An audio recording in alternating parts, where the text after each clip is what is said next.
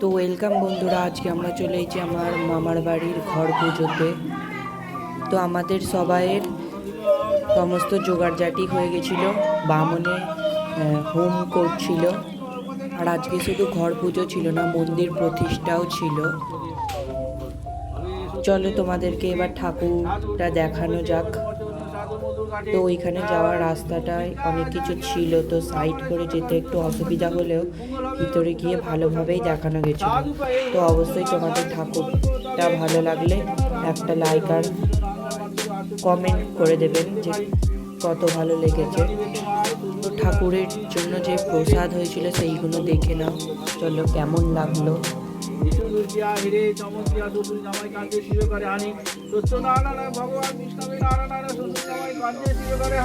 তো এইখানে তো অনেকে বসে পুষ্পাঞ্জলি দিচ্ছিল, আমি দিইনি, কারণ দেবো তো আমি ভেবেছিলাম, কিন্তু চান করে উঠে আমার খুব খিদে পেয়ে গেছিলো, সকাল দিয়ে কিছু খাইনি, তাই ভাত খেয়ে নিয়েছিলাম, তাই আর পুষ্পাঞ্জলি দেওয়া হয়নি। তো এখানে সকলেই কিছু না কিছু কাজ করছিল, আর আমিও কিছুক্ষণ আগে ভিডিও বানানোর আগে তার মানে জোগাড়জাটি করছিলাম, কিন্তু এখন ভিডিও বানাবো বলে আর করিনি কিছুই, শুধু বসেছিলাম। তো পূজাটা অনেকক্ষণ পর্যন্তই চলবে, আমি শর্টে কিছুটাই দেখাতে পেরেছি, তাহলে ভিডিওটা অনেক লম্বা হয়ে যাবে, তাই।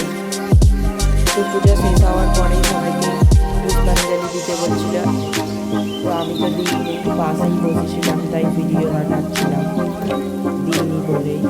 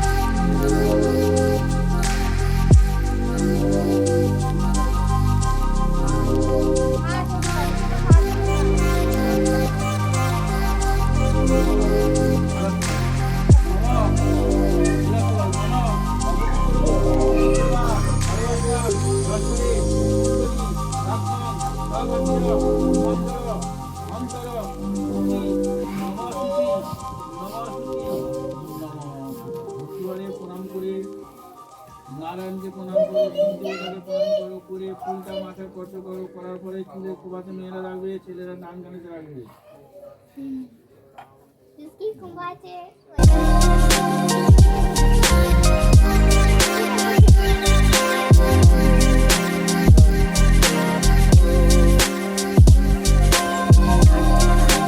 এই যে এখানে খেলছে আবার।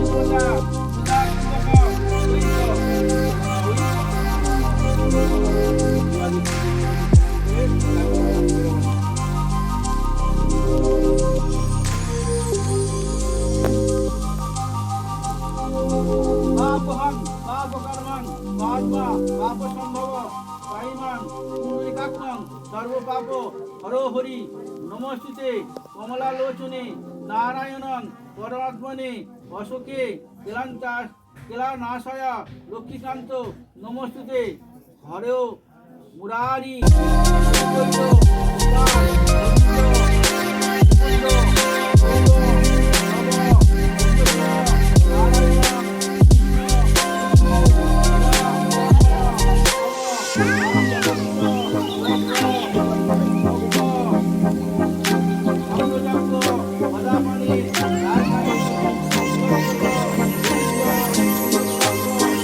আজকে পর্যন্ত যারা এই ভিডিওটা দেখেছেন তাদেরকে ধন্যবাদ এতদূর ভিডিও দেখার জন্য।